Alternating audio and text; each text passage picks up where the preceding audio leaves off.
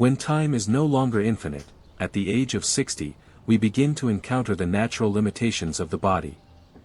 Eyes dim, ears dull, sleep becomes lighter, and health is no longer a given. Many people at this age face worries about aging, illness, loneliness, and the inevitability of death. But seen through the lens of Buddhist philosophy, turning 60 is not the beginning of decline, it is the beginning of awakening, a sacred window of time where one can shed the burdens carried through a lifetime and begin the return inward. The Buddha taught, sentient beings act out of ignorance, and because of karma, they continue to wander in samsara, the cycle of birth and death. Anxiety is an expression of that ignorance about the body, the self, and impermanence. To dissolve anxiety at 60, we do not need to seek anything outside ourselves. We need only to return, observe, and let go. Understanding anxiety, don't resist it, see it clearly. A Buddhist reflection on growing older and living freely within. At 60, life slows down in a way that no schedule or calendar can deny. There is a hush that settles over the days, not because the world has become quieter, but because you have. The pursuits that once consumed so much energy, status, success, comparison, begin to loosen their grip. But in that quiet, a strange kind of unrest often begins to surface, anxiety. It rises not always like a storm, but more often like a mist. A vague unease. A sense that something is missing, or slipping away. A fear of illness, of loneliness, of irrelevance. And ultimately, a fear of death. In modern life, our reflex toward anxiety is to run, not on our feet, but in our habits. We turn on a screen, distract ourselves with tasks, fill our time with busyness, or reach for something, someone, to save us. We call it staying active, staying positive. But what we are really doing is avoiding. We are turning away from something that, in truth, wants only to be seen. In the teachings of the Buddha, anxiety is not something to be eliminated. It is something to be understood. To fight anxiety is to strengthen it. To avoid it is to feed it. But to see it clearly, not through the haze of judgment or fear, but with steady awareness, is to begin the path of true peace. This does not mean we become passive, indifferent, or fatalistic. It means we learn to stop fearing the waves and instead rest as the ocean. Anxiety, in the Buddhist view, is a conditioned phenomenon. It does not arise on its own. It arises because certain causes and conditions have ripened. And as it is born, so it will pass, if we do not interfere with its life by clinging, fearing, or suppressing. This principle is true of every feeling, every thought, every experience. And yet, with anxiety, we often forget this. We treat it as something permanent. We make it personal. I am anxious. We identify with it. But the Buddha invites us to step back and reframe that story. Rather than, I am anxious, we learn to say, anxiety is present. And in that small linguistic shift, there is an opening, a movement from contraction to spaciousness. To truly understand anxiety, especially in later life, we must be willing to look beneath its surface. What fuels it? What keeps it alive? The answers are not hidden in the future, but in the subtle misbeliefs that we have unconsciously carried for decades. The first of these is the belief, seldom admitted aloud, that we will live forever. Rationally, we know this isn't true. But emotionally, many of us live as though death is something that happens to other people. We plan endlessly, store possessions, delay forgiveness, postpone joy. And then 60 arrives. The body starts to whisper new truths. Energy shifts. Medical visits increase. Friends depart. The illusion of immortality fades, and where denial once stood, anxiety enters. But this is not a failure, it is an opportunity. In Buddhist practice, we are taught to meditate on death, not out of morbidity, but out of deep respect for impermanence.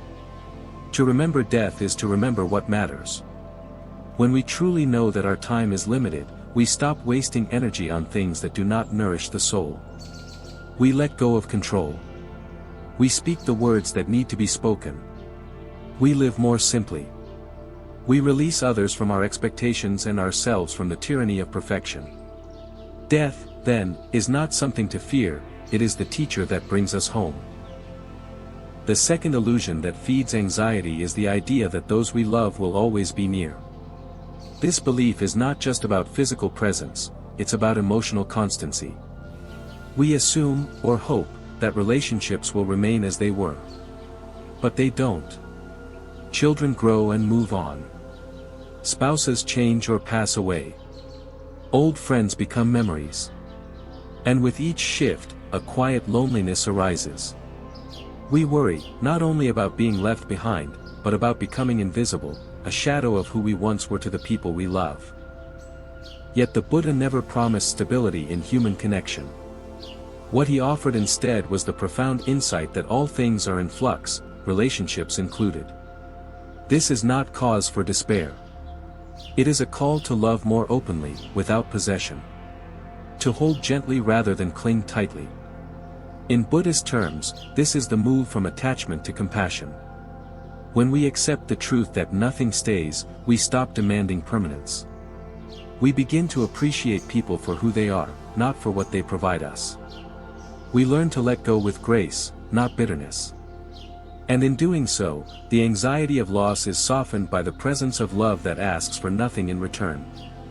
A third belief that often lies beneath anxiety is the notion that happiness depends on external circumstances. This is perhaps the most insidious of all delusions, and the one most reinforced by society. We are taught that contentment is found in good health, financial security, recognition, or success. And when any of these are threatened, as they often are after 60, we panic. We feel vulnerable. We wonder if the good years are behind us.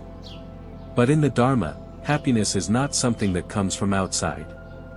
It is not the result of perfect conditions. It is the natural expression of a mind that is free, free from craving, free from aversion, free from the need to have things be different. A person who has cultivated mindfulness, even in old age, can find deep joy in a quiet breath, in a simple sunrise, in a moment of silence shared with no one but a tree. This is not theory. It is practice. It is what happens when the mind turns inward, not to escape the world, but to meet it without resistance. When we see that peace does not require perfection, anxiety begins to fade, not because life has become easier, but because we no longer ask it to be anything other than what it is. Finally, the belief that we can control the future lies at the very heart of anxiety. Every "what if" thought, what if I get sick, what if I run out of money, what if I'm alone, arises from the craving for certainty in an uncertain world. The ego wants guarantees. But life offers only change. The Buddha's response to this was not despair, but surrender. Not the helpless kind, but the wise kind. He taught that everything arises due to causes and conditions, karma, and that our freedom lies not in controlling outcomes, but in tending to the causes with care. We plant good seeds through ethical living, through mindful awareness, through compassion. And then we let go. This surrender is not giving up. It is giving over our need to know, to predict, to fix. It is returning to the present moment as the only real refuge. For here, now, in this breath, we are safe. We are whole. We are enough. And it is only ever in the now that we can touch true peace. To see anxiety clearly, then, is to recognize it as impermanent, impersonal, and conditioned. It is not a mistake. It is not a weakness. It is a messenger. It says, "Look here. Something in your understanding is incomplete. Come closer." And when we listen, truly listen, we find that anxiety has nothing to teach us that peace did not already know. We learn to sit with the discomfort, to breathe with the tightness, to observe the mind's chatter without being caught in it. We become the still point in the storm. With time, this practice becomes a refuge. Not because anxiety disappears forever, but because it no longer rules us. It may come and go like weather, but we remain steady, like the mountain. We stop fueling it with fear. We stop resisting it with panic. We simply hold it, with tenderness, with courage, with presence. And something beautiful happens. The more we stay present, the more we realize that anxiety itself begins to transform. It loses its sharpness. It softens into vulnerability. And beneath that vulnerability, we often find something precious: grief unspoken, longing unmet, truths forgotten. Anxiety is often a cover. And when we see through it, we return to something more honest, more human, more sacred. At 60, this kind of seeing is not just possible, it is essential. The distractions of youth are no longer appealing. The mind, though more tired, is also more honest.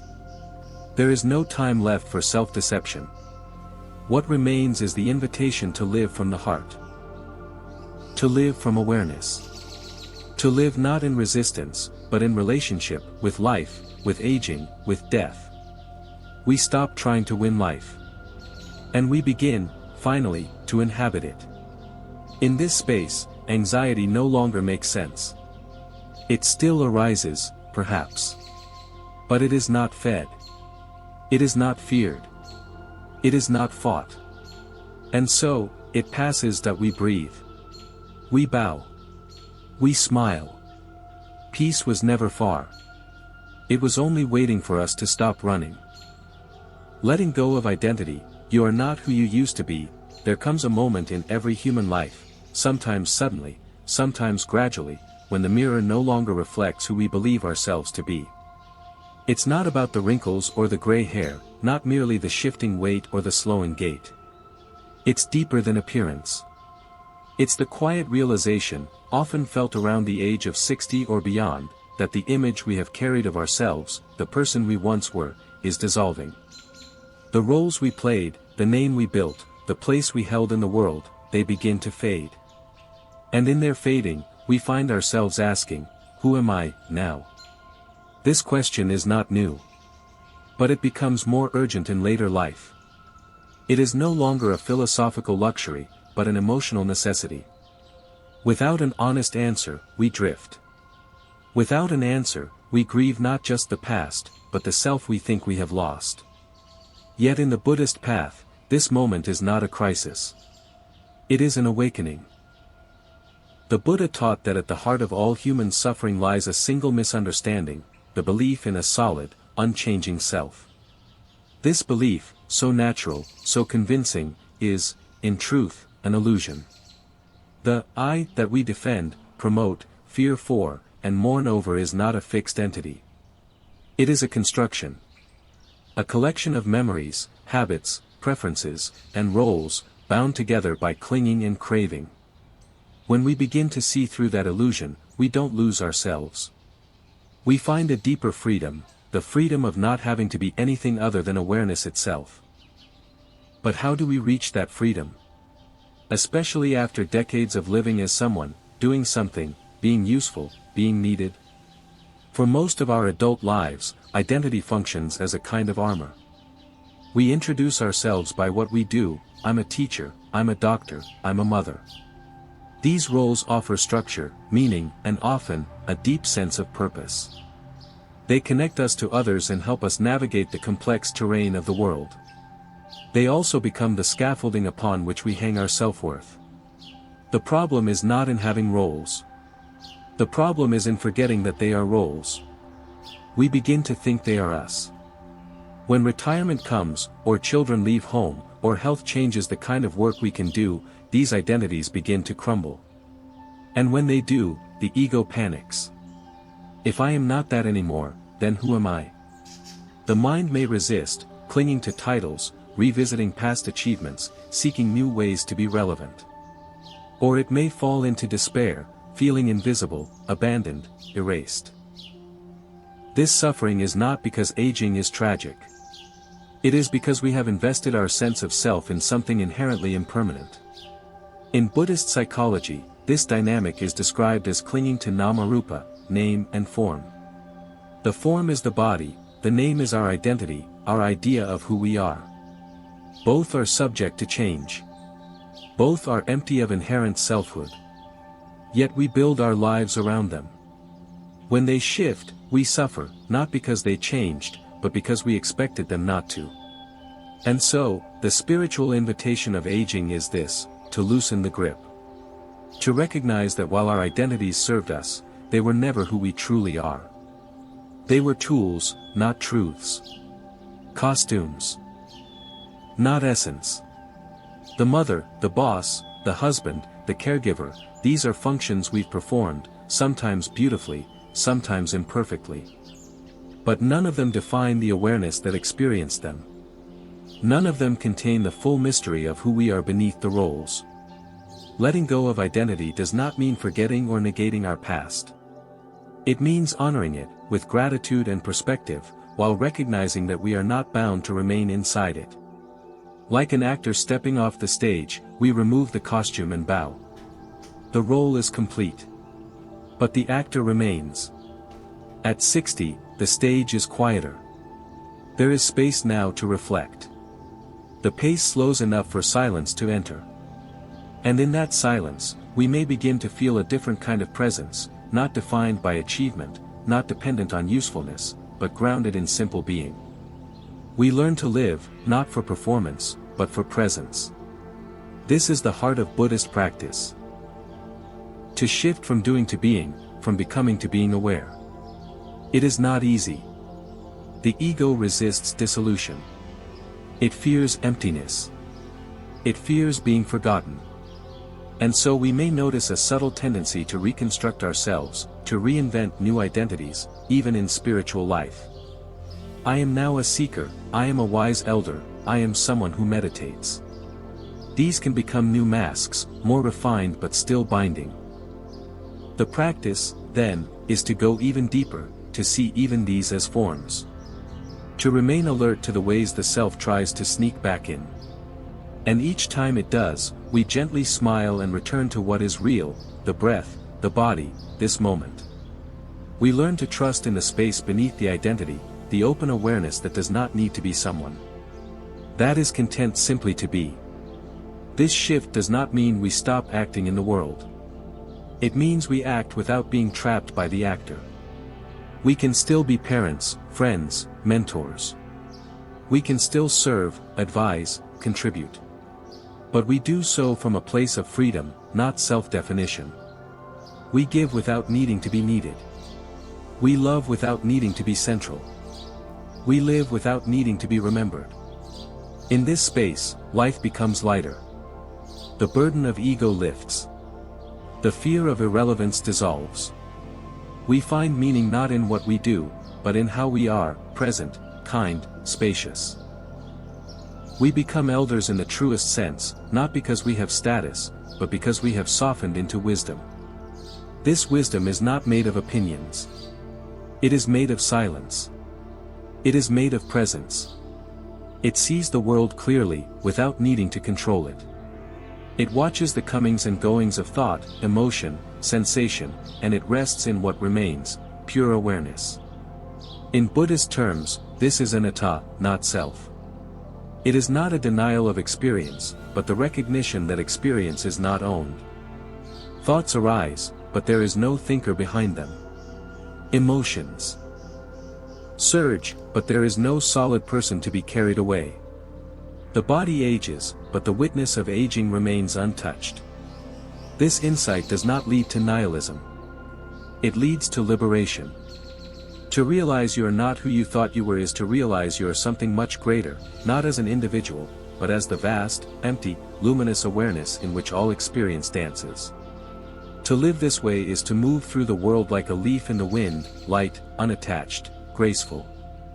Like a tree in autumn, letting go of its leaves not in sorrow, but in surrender. Not in weakness, but in wisdom. Knowing that letting go is not the end of life, but its most beautiful gesture. And so, we arrive here, at this stage of life, not as a decline, but as a return. A return to essence. A return to simplicity. A return to the part of ourselves that was never a role, never a title, never a mask. Just this breath, this presence, this quiet joy. In many Zen teachings, enlightenment is described not as becoming something more, but as becoming ordinary, fully, deeply, unashamedly ordinary. To drink tea and know it. To sit in silence and feel complete. To walk without destination and still arrive. This ordinariness is not bland. It is luminous. It is what shines through when we stop trying to shine. It is the radiance of a heart that no longer needs to prove itself. Letting go of identity, then, is not a loss. It is a homecoming. A return to the place we never truly left, the still point within, where we are not someone, but simply alive. There may still be sadness. Of course there will be. We grieve the roles we loved. We miss the past. But even grief, when seen clearly, becomes sacred. It softens us. It humbles us. It opens us to the truth that everything we love will change, and still, we can love. And perhaps that is the deepest identity of all, not a role, but a capacity. The capacity to meet life, moment by moment, with awareness and love. You are not who you used to be. That is not a problem. That is freedom. You are not the worker, the parent, the achiever. You are the space in which those stories unfolded. You are not your past. You are not your future. You are this breath, this silence, this still and shining now. Let the old selves fall away. Let the masks return to the shelf. Walk gently. Sit quietly. Smile easily. You have nothing left to prove, you are already home. Death is not the enemy. There is a silence that visits us in the later years of life, a silence not imposed by the absence of sound, but born from the nearness of something final.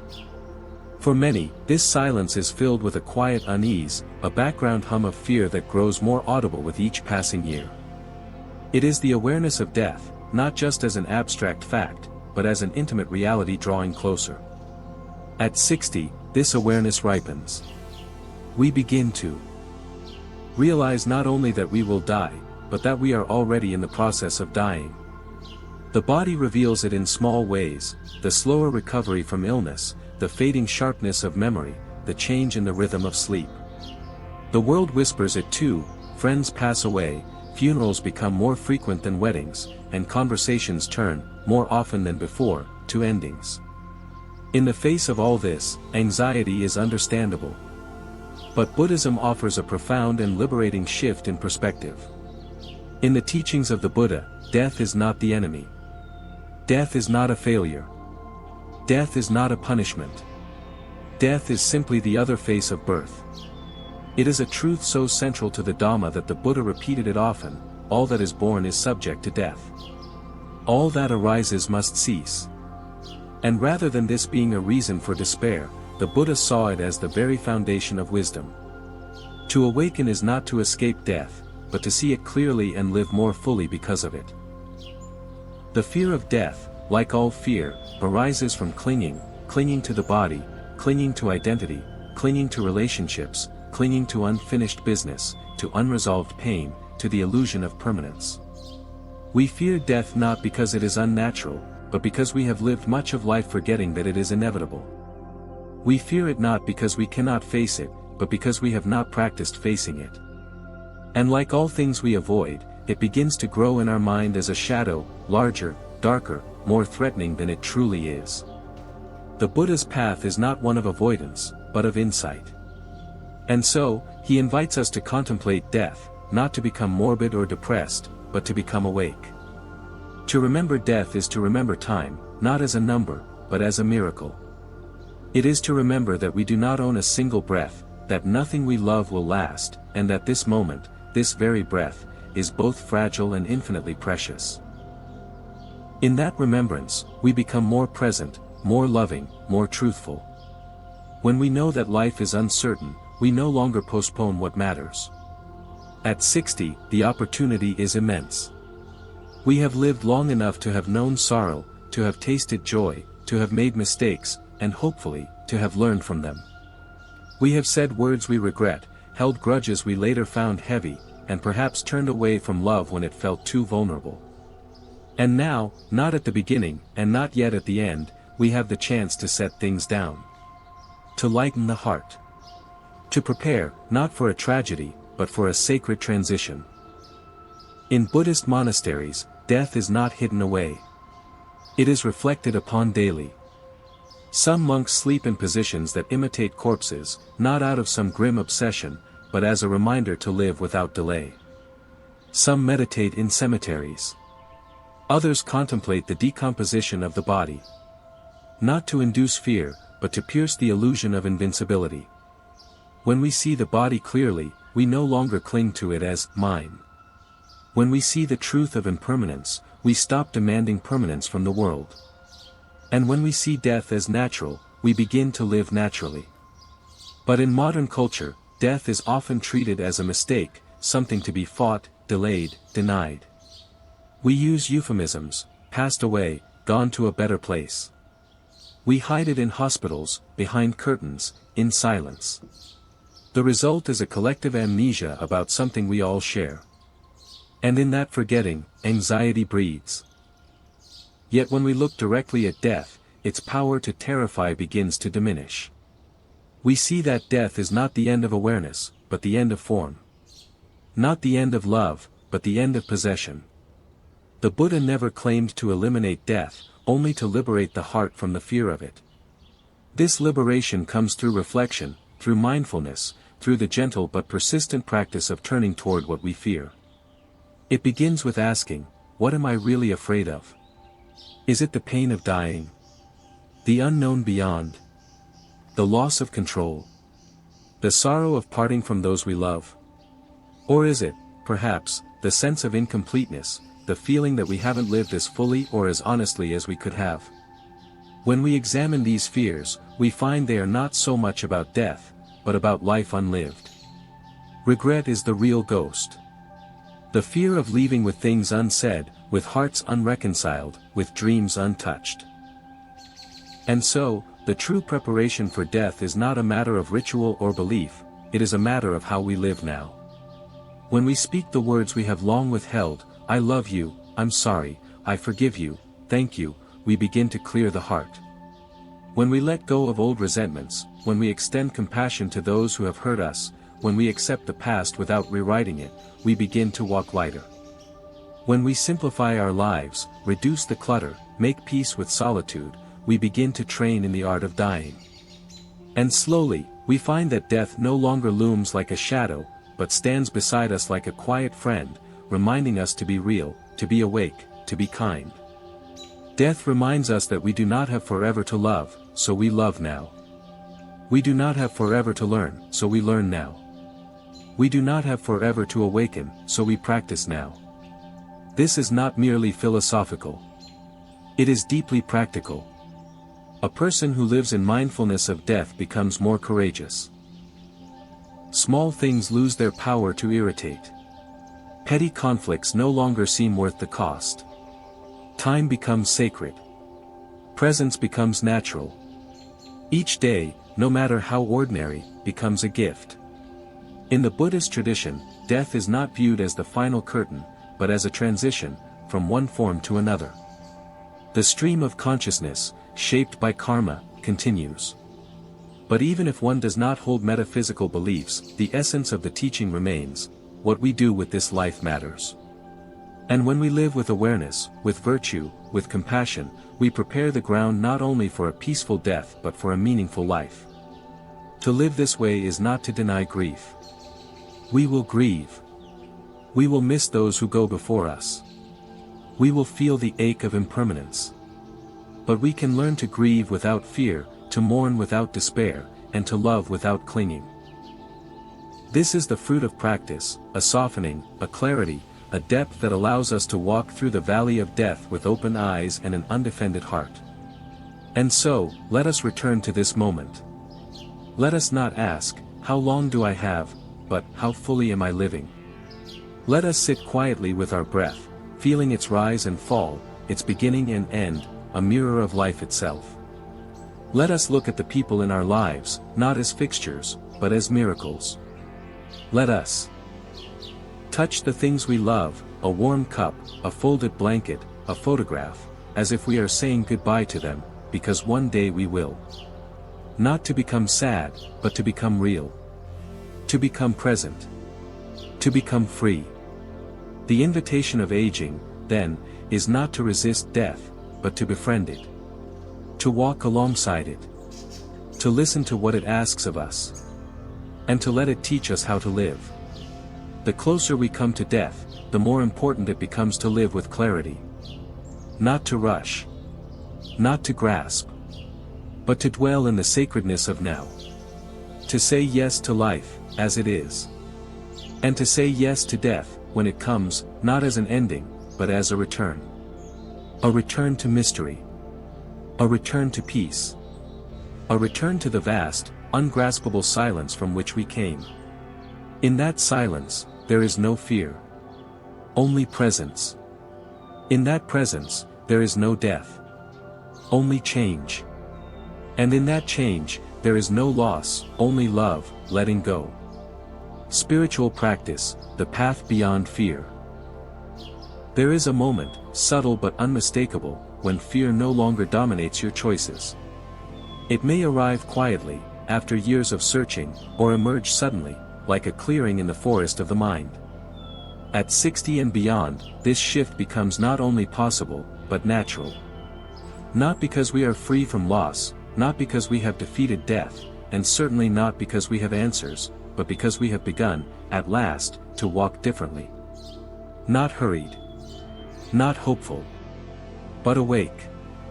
This is the beginning of spiritual practice, not the kind wrapped in rituals or carried out in temples far away, but the one lived breath by breath, moment by moment, in the ordinariness of our daily life. It is the practice of coming home. Not to a place, or a role, or a belief, but to what is always here, awareness itself. In the earlier years of life, spiritual teachings may seem abstract, decorative, even optional. The fires of ambition burn brightly, the noise of the world is seductive, and the body feels sturdy enough to postpone all existential questions. But at 60, something changes. The noise grows tiring. The ambition softens. The body, once an instrument of conquest, becomes a teacher of humility. And the questions that once seemed remote, what am I doing here? What lasts? What matters? Now rise like tides that can no longer be held back. And so the path opens. Not as a sudden revelation, but as a subtle turning inward. It begins when we sit still, not to think, but to feel. It begins when we stop trying to fix ourselves, and instead begin to understand. It begins when we are no longer interested in becoming someone, but in being no one, just this presence, this breath, this tender awareness. The Buddha did not offer salvation through belief. He offered freedom through insight. And insight, in the Buddhist tradition, does not mean acquiring new ideas. It means seeing clearly. It means seeing things as they are, impermanent, unsatisfactory, and not self, and discovering in that seeing a liberation that no condition can touch. But to see clearly, we must practice. Not once, not when convenient, but as a way of life. Spiritual practice is not something we do to escape life, it is how we live it deeply. It is how we learn to stop reacting, and start responding. It is how we train the mind to stay with what is, rather than flee into what was or what might be. And at 60, we are blessed with the very conditions that make this practice possible: more time, more stillness, and, most importantly, more readiness. For the first time, perhaps, we are willing to stop pretending that we know. We are willing to admit we do not control very much at all. We are willing to let the stories fall apart, because we no longer need them to hold us together. Meditation, then, is not about achievement. It is not about calming the mind, though that may happen. It is not about attaining enlightenment, though insight may bloom. Meditation is simply the practice of returning to the breath, returning to the body, returning to what is real. And each return is a small death, a death of distraction, of self-importance, of resistance. But it is also a birth into presence. At 60, the body may ache, the knees may protest, and the mind may wander. But none of these are obstacles. They are invitations. Every ache is a reminder of impermanence. Every wandering thought is a chance to come back. Every breath, however shallow, is still a doorway to the present. We do not need perfect conditions to practice. We only need willingness. And what arises from this practice is not a promise of eternal peace, but something quieter and more trustworthy: equanimity. The capacity to remain inwardly steady, no matter what arises. The capacity to feel everything, and still not be drowned. To laugh fully, to cry freely, to mourn deeply, and still remain at home in yourself. This steadiness does not come from control. It comes from letting go. The more we try to manage life, the more anxious we become. But when we sit with what is, even if it is messy, painful, or uncertain, we begin to sense a deeper strength. A strength that is not of the ego, but of the heart. This heart, in Buddhist practice, is not just an organ of emotion. It is a seat of wisdom. It is where compassion arises. It is where fear dissolves. And it must be cultivated, not through sentimentality, but through presence. When we meet ourselves, our aging, aching, grieving selves, with compassion, we begin to soften. We no longer need to defend, justify, or impress. We simply hold ourselves like a parent holds a crying child, with tenderness, patience, and love. That is spiritual practice. It is not about removing suffering, but about learning how to suffer well. How to suffer without bitterness. How to suffer without blame. How to suffer without adding layers of resistance and resentment. This kind of suffering does not harden us.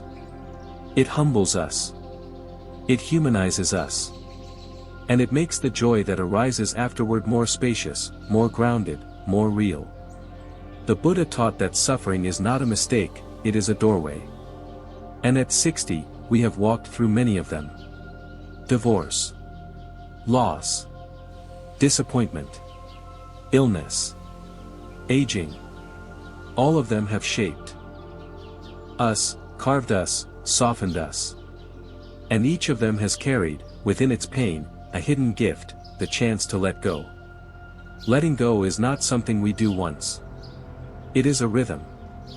A way of breathing. A way of relating. We let go of control. We let go of certainty. We let go of roles. And perhaps hardest of all, we let go of who we thought we were supposed to be. And what remains? Not emptiness in the sad sense. But emptiness in the sacred sense, spaciousness. A vastness that is not lonely, but luminous.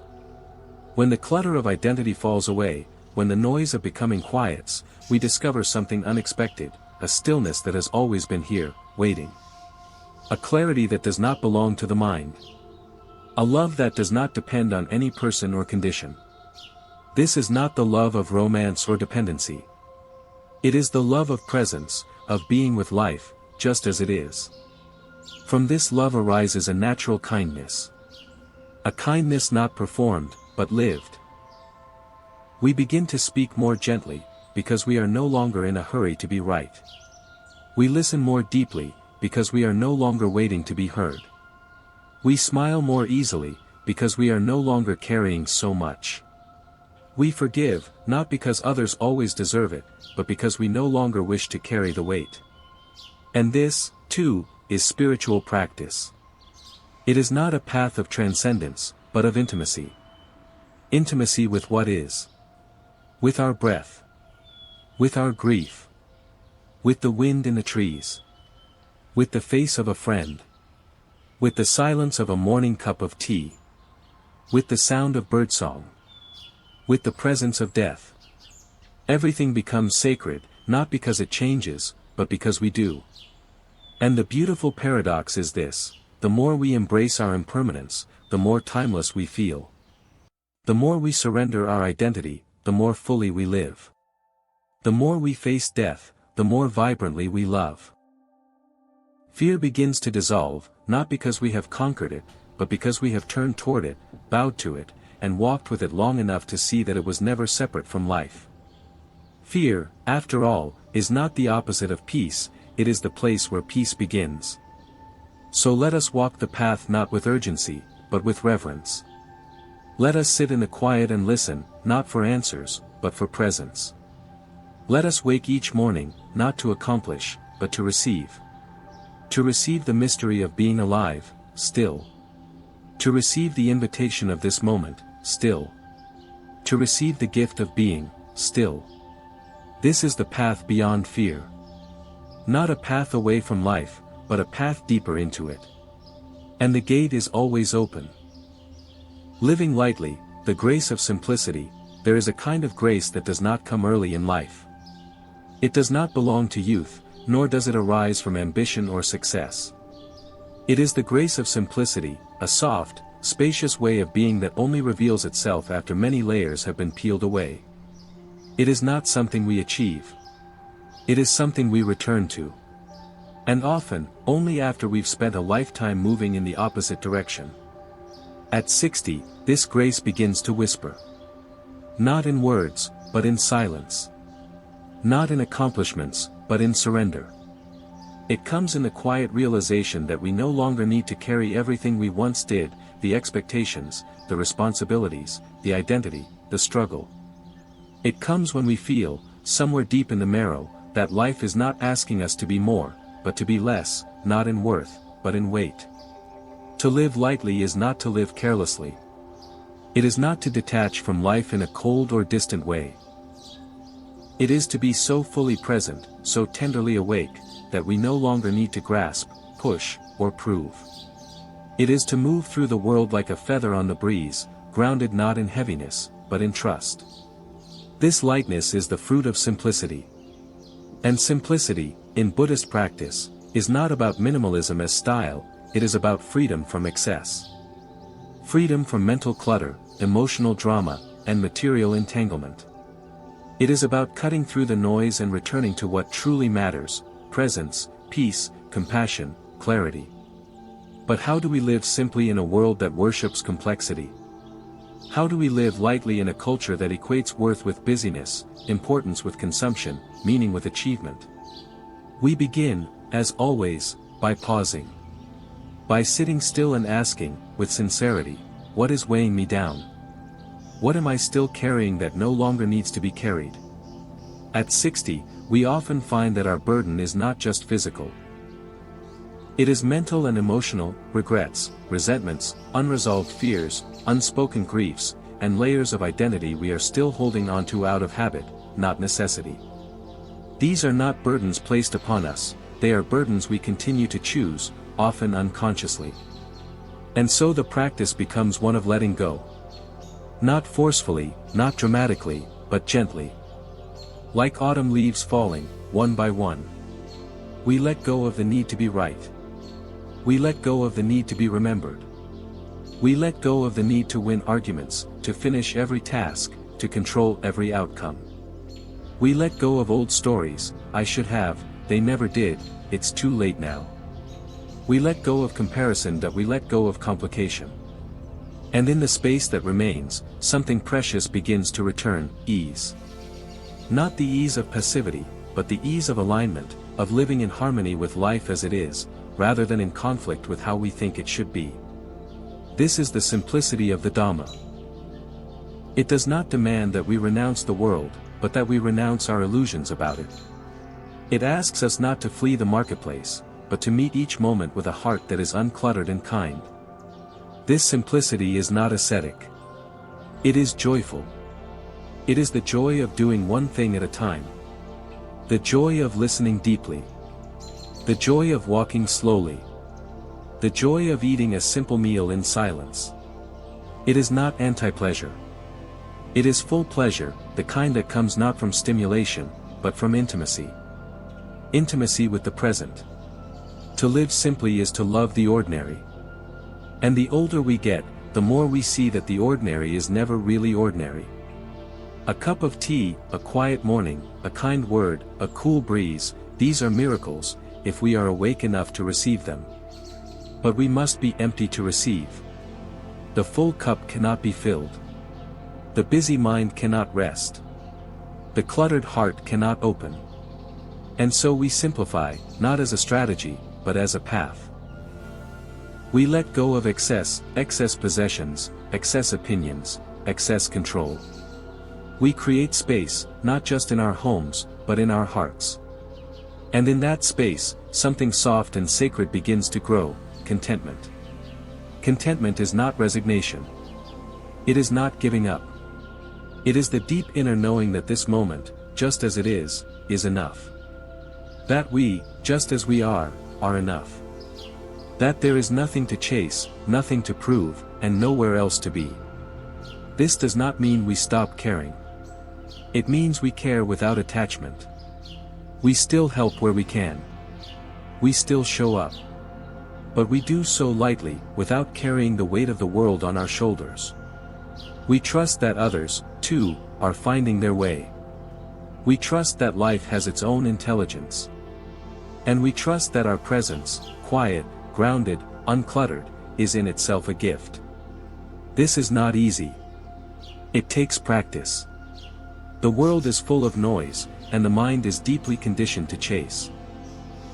We are addicted to stimulation, addicted to doing, addicted to being seen. The ego wants significance. Simplicity threatens its survival.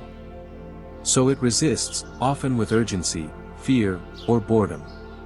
But if we stay with the discomfort, if we breathe through the restlessness, we find something beyond the ego's hunger, a stillness that does not need to be filled. A light that does not need to shine. A self that is not a self, but simply awareness, open, spacious, luminous. This is the heart of living lightly. To be no one, going nowhere, needing nothing. To walk gently on the earth, to speak few words but deep ones, to look others in the eye and actually see them. To bow often, not out of ritual, but out of reverence for the mystery of it all. At 60, this way of being is not only available, it is wise. The time of striving is over. The time of accumulation is done. Now is the time of distillation, of refinement. Now is the time of listening more than talking, of being more than doing. Now is the time of becoming empty enough to finally receive the grace that was always here. And what is that grace? It is the grace of not needing to be anyone. The grace of not chasing happiness, but discovering it in stillness. The grace of forgiving yourself, again and again, until there is no longer anything to forgive. The grace of seeing your own face in the strangers. The grace of waking up to birdsong and realizing it is enough. The grace of death, not as punishment, but as permission to let go. This is the simplicity the Buddha pointed toward. Not a doctrine, not a technique, but a way of being so light, so empty, that suffering cannot stick to you. The arrows still fly, but they pass through. The praise still comes, but it does not inflate. The blame still arrives, but it does not wound. You become like water, transparent, yielding, clear. You move around obstacles without struggle. You find the low places and rest there. And in this resting, you return. Return to the original simplicity, the one you had as a child, before identity, before ambition, before fear. You return to the breath. To the moment. To the body sitting silently in a chair, aging, aching, alive. You return to now. And now, you see, is enough. More than enough. It is sacred. At 60, life finally begins. If viewed through the worldly lens, 60 may seem like an ending. But in the light of the Dharma, it is the dawn of true freedom. It is the time when we no longer have to chase status or meet expectations. It is the time to go inward, to reflect, to release, and to return to the essence of being. We do not need to wait for anxiety to vanish in order to live. Rather, when we live rightly, anxiety no longer takes root. 60 is not the twilight of life, it is the spiritual sunrise. A quiet sunrise, but radiant in its stillness. Walk gently, like a drifting cloud. Hold nothing. Demand nothing. Just breathe and smile. Peace has never left you, you've only just remembered it.